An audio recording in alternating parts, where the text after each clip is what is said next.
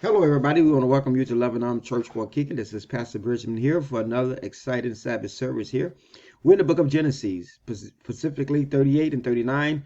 We've been going through the whole book of Genesis so that we can get a handle on the beginning, so we can better build our understanding of the Christian vernacular here, so that we can know what we know that we know.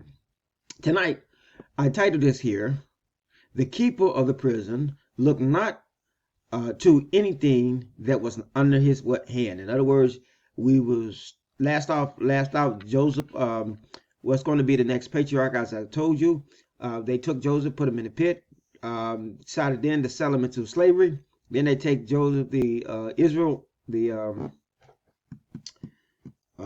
Israelites, takes him down to Egypt, sell him to Potter, and that's where we at now. We're going to see how Joseph enters into what Potter's house.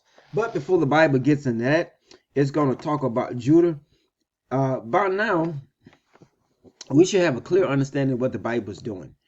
Anytime a main figure is going to be mentioned in the story, the Bible give you some type of significance about it, because on down throughout the Bible, it's going to start referencing these different people. He did it with Esau. Let you know who Esau's children was. Let you know who Esau's nation was. He did it also with Lot, two boys, because later on you're going to come to understand that these names going to pop up, and so you can know what tribe or where they come from. You can have a clear understanding, so you can follow as the Bible lay the history of Christ all the way down, and all the different peoples who played a part in it. So 38 starts off talking about Judah. Now, why is that significant? We know that Judah is one of the sons of Jacob, who was called Israel. But what most people may not understand, that Judah is going to split from Israel because of this tragedy here. The Bible don't tell you how much mourning Jacob was doing, but however, the book of Joshua gives you a lot more details about how Jacob, or Israel, at this point in time felt about losing his son. It was a very, very grievous thing. He said he was going to mourn his son till he died, and Judah couldn't take it anymore. So Judah run off and start his own tribe. Okay, now you're not going to get that from the Bible. You get that from the book of Joshua, if you ever have the privilege of going through there. And we still got it up on the website. Find it, listen at it, and you'll understand what I meant when I said that. All right, 38. And it came to pass at that time, Judah went down from his brethren. That's him leaving the tribe of Israel. And he turned into a certain Adulamite, whose name was Hira. And Judah saw the sister of a certain Canaanite, whose name was Shua. And he took her and went into her, and she conceived and bare a son, and he called the name of him Now you understand, Judah now did not marry among the brethren like Jacob and like Isaac was. Now Judah married a Canaanite. Now Judah tribe come from Canaanite. What is Canaanite? Canaanite was people, or as you can say, was not a believer, or they was what considered as the cursed people. But he's going to marry one, and he had the first son he called and she conceived and bare a son again, and she called him Owen. I'm sorry. And she bare it again and conceived a son, and she called him Shelah. And she was at Kerzo, if I'm saying that right, when she buried him. And Judah took a wife, his firstborn, whose name was Tamar. And Judah firstborn, was wicked in the sight of the Lord. I wish they would give an explanation of what this young man did. And the Lord slew him. In other words, God killed him. That's how wicked he was. And Judah said unto Odin, go unto thy brother's wife, and marry her, and raise seeds unto your brother. Because that was the custom at that time. If you had a brother who married a woman, and then she didn't have, and the man died without producing a seed, then the next brother had to produce a seed. It wouldn't be as his child, it'd be as his brother's child. And Owen knew that the seed should not be his, and it came to pass, when he went unto his brother's wife, he spilled the seed on the ground. In other words, he kind of just poured out. Least that he shall give a seed unto his brother. And the thing which he did displeased the Lord, meaning Jesus, who wherefore he slay him also. So Jesus killed both of them sons. And Judah took Tamar, Judah said unto Tamar, Tamar, his daughter-in-law, remain a widow at thy what father's house till Shelah, my son, be grown. For he said, least peradventure he die also, as his brethren did. And Tamar went and dwelled in her father's what house. And it came to pass, in the process of time, the daughter of Shua, Judah's wife, died, and Judah was comforted, and went up unto the sheep shearing at Tamarath. And he and his friends Hirar the Adullamite. And it was told Tamar, saying, behold, thy father-in-law goes up unto Tamar to shear of his sheep. And she put off a widow garment off from her, and covered her with a veil, and wiped herself, and wrapped herself, and sat down in an open place, which is by the way of Tamar. For she saw that Shelah was grown, and she was not given to him to be wife. And Judah saw her, and told, and he took her to be a harlot, because she had covered her face. And he turned unto her by the way, and said, go to, I pray thee, let me come unto thee. For he knew not that she was his daughter-in-law. And she said, what wilt thou give me, that I may come that thou may come unto me? And he said, I will send thee a kid from my flock. And she said, wilt thou give me a plague till thou send it? And he said, what pledge shall I give thee? And she said, thy signet, thy bracelets, and thy staff, that is in thy hand. And he gave it her, and came unto her, and she conceived by him. She rose up and went away, and laid by her veil from her, and put on the garment of the widowhood. And Judah sent the kid by the hands of his friend the Adullamite, to receive the pledge from the woman's hand, but he found her not. Then he asked the men in the place, saying, where is the harlot that was openly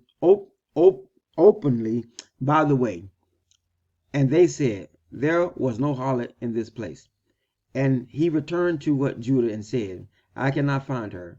And also the men of this place said that there was no harlot in this what place. And Judah said, let her take it to her, lest we be ashamed. Behold, I sent this kid, that thou hast not found her. And it came to pass about 3 months after, that it was told Judah, saying, Tamar thy daughter-in-law hath played the harlot, and also, behold, she is with child by whoredom. And Judah said, bring her forth, and let her be burned. Now this man here, he goes here, and he sleep what he considered to be as a prostitute. And he's mad at this woman here because she have, quote unquote, slept with somebody and got pregnant. Now Judah at this point had no idea it was him, but just so you can understand that how women were viewed differently, way differently back then, he wanted to burn this lady who is pregnant with a child. You know, he wants to burn her. And let's say that it wasn't his child and he did it there. I mean, I think about it. You know, we have these things about abortion and things like that, but you have to understand in the old days, if a woman did anything they would stone her and her husband to death. If you were caught cheating, they was ruthless about cleansing that sin out of Israel. And so, but he wanted to have this woman burned. I just wanted to pause and let you guys think about that and chew on that for a minute here. So let's get back at it. And when she was brought forth, she sent unto sent to her father-in-law, saying, by the man whose are these, am I with child? And she said, discern, I pray thee, whose are these? Whose sickness, whose braces, and whose staff? And Judah acknowledged him and said, she has been more righteous than because that I have not given her Shelah my son. And he knew her again no more. In other words, Judah accepted it, and she go on. Now Judah understand what had happened. And so now, and it came to pass in the time when she travailed, that behold, twins was in her womb. Now here's another set of twins. First Esau and Jacob, and now you're going to see these two young men here, and these are the two young men that Judah is going to have by his daughter-in-law, basically. And it came to pass when she was well, and that one put out his what hand, and the midwife took and bound unto his what hand a scarlet thread, saying, this came out first. And it came to pass as he drew back his hand, that behold, his brother came out. And she said, how hast thou broken forth? This breach is unto thee. Therefore his name shall be called Phares. And afterwards came out his brother that had the scarlet thread unto his hand, and his name was called Zerah. And so these are the two boys that Judah had by her. Now the Bible is going to stop again, right? Because it's got to bring Judah in. That's all they're doing is introducing to Judah and Judah's kids at this point in time, showing you what happened with Judah, because Judah, again, significant on up the road is going to be separated, and they're going to be a separate tribe than Israel. All right, Genesis 39. Now we're going to bring Joseph back in. Remember now Joseph was sold into Egypt. Okay, it got Judah in, let you know who Judah was. Now it's going to go back to Joseph. Why is Joseph? Because Joseph is the next leader in Israel. He's the next major figure outside of Abraham, Isaac, and Jacob. Then it's Joseph. Okay, now remember, God also said in this fourth generation, so whatever's going to happen in Israel is going to happen right up in here, right around here, centered around Joseph. 39. And Joseph was brought down to Egypt, and Potiphar, the officer of Pharaoh, captain of the guard, an Egyptian, brought him of the hands of the Israelites, which had brought him down there. And the Lord was with Joseph, and he was a prosperous man. And he was in the house of his master, the Egyptian. His master saw that the Lord was with him, and that the Lord made all that he did to prosper in his hand. And Joseph found grace in his sight, and he served him, and he made him overseer over his house, and all that he had put into his hand.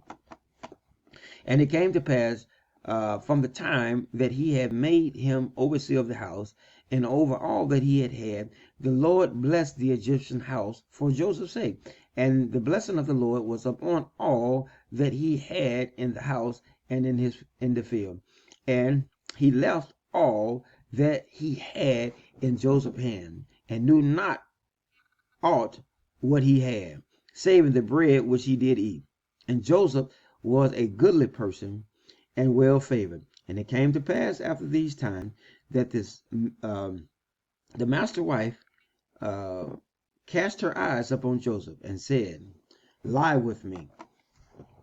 And he refused, and said unto his master's wife, behold, my master wrought not what is with me in this house. He don't even know what everything he got, and he hath committed all that he hath in my hand. There is none greater in this house than I, neither has he kept back anything from me but thee, because thou art his what wife. How then can I do this great wickedness and sin against God? And it came to pass, she spoke to Joseph day by day, that he hearkened not unto her to lie with her, nor to be with her. And it came to pass, about this time, Joseph went into the house to do his business, and there was none of the men of the house there with him. She caught him by his garment, saying, Lie with me. And he left his garment in her hand and fled, and got him out. And it came to pass, when she saw that he had left his garment in her hand, and he had fled forth, she said unto the men of the house, and spoke unto them, saying, See, he hath brought in a Hebrew unto us to mark us. And he came in unto me to lie with me. And I cried with a loud voice. And it came to pass, when he heard that I had lifted up my voice and cried, that he left his garment with me and fled and gone and out and got him out. And she laid up his garment by her until the Lord came home. And that's other word, Potiphar is coming home. And she spoke unto him according to these words, saying, The Hebrew servant which thou hast brought unto us came in unto me to mark me. And it came to pass, as I lifted up my voice and cried, that he left his garment with me and fled out. And it came to pass, when his master heard the words of his wife, he spoke the wife which she spoke unto him, saying, After this manner did the servant to me, that he was wroth, that his wrath was kindled. And Joseph master took him and put him into prison, a place where the king prisoners was bound, and he was there in the prisons. But the Lord was with Joseph, and showed him mercy, and gave him favor in the sight of the keeper of the prison. And the keeper of the prison committed to Joseph all the prisoners that were in the prison, and whatsoever they did, that he was the doer of it. And the keeper of the prison looked not to anything that was under his hand, because the Lord was with him, and that which he did, the Lord made it prosper. And that is 38 and 39. So what happened here? First of all, the Lord established Judah. He's bringing in, let you know that Judah started procreation. His tribe is going. Judah is where the King David is going to originate from. And so Saul pretty much came from Israel, but Judah is going to come from, David is going to come from Judah. That's why he brought Judah in there. So we get to talking about Joseph now. Understand his brothers sold him to prison. He got to Potiphar's house. He was a very, very immense figure. He was very respected. Until Potiphar's wife lied and said, hey, the young man's trying to sleep with me. He tried to sleep with me. And so now she make up this story. Potiphar get mad at Joseph and threw him in prison. And as he go into prison, God blessed him the same way he blessed the Egyptian. Now, what I'm trying to say to you is, when we're following God, it ain't always going to be easy. It's not always going to be roses. Sometimes God put us in a situation, but no matter where Joseph was, the blessing of God was with him. Okay, this is another good lesson too. We have to be careful who we choose in our life. People we choose in our life can hinder, stop, or remove blessing. Now, Potiphar's house was being blessed just because Joseph happened there. Joseph happened to be there. Now that Joseph's in prison, guess whose house is no longer blessed? Why? Because the blessing follows who? Joseph. And so we have to be very careful about who we let in and out of our life, because they could stop, hinder, or make up stuff. Now, if you think that the world don't keep on doing the same thing, one of the most profile cases that I can bring to you imagine that a woman did such a heinous act was Emmett Till. Lady Lyle, like the kid, would whisper and did things to her. So we understand that it still goes on like this throughout time. So it's very careful that we understand. But understand this, even though he's in prison, the Lord is going to continue to work with Joseph, and we're going to finish out the story of Joseph in the next couple chapters here. As you see what God do for Joseph in the prison, God is going to restore him, and then he's going to become the second in command of the whole Egypt. And that's when it's going to come in, the dream come in that he had, that the father, brother, and all that's going to be. And then eventually you're going to see that Joseph, Jacob, is going to be rekindled or reintroduced to his son, and he's going to it's going to be a joyful occasion for him. And he pretty much at this point in time, he's ready to give up the ghost. And then you're going to see how all this unfold about the dream that Abraham had and how they went into Egypt. Now, let me explain something to you. We assume to think that this world, as far as human habitation is, we seem to think that this world is billions and billions of years old. I necessarily, when you start listening at the Bible and you start counting the time of the Bible, the world, as far as us being here, is not, how can I say this? It's not as old as we think, as far as our human perspective from the biblical standpoint. And I hope to be able to prove that out. You know, well, the earth might have been here a long time ago, because the Bible said that God formed the earth. He created heaven and earth, but he didn't give it a time that the earth sat here. We know darkness was here, and all of a sudden God began to work on it. So what I'm trying to say to you is, when you start thinking about from the time Jesus died to here, you know, you see how old the world is here. You know, you also go back and you think about, it was only 5,000 years from Adam to the cross. You know, it just gives you some type of perspective of how close all this is in time and how everything works. So once again, I'm very excited about putting my timeline together so that we can come in and I can show you guys the time which these guys kind of lived in here. Well, that's it for us tonight. Look like I have lost my slide here. But anyway, we're going to go into a live discussion here. If you like what you hear, you ought to go to LebanonChurchWaukegan.org. Again, if you like what you hear, you ought to go to LebanonChurchWaukegan.org. Please go to our Bible study tab, live broadcast tab, select Bible study on the drop-down menu. Join the Bible study community. You give access to tons of video teaching like this here and a link to go live so you can ask the pastor all the kind of questions that you want and get the education that you need. May God bless each and every one of you. Until Wednesday, good night.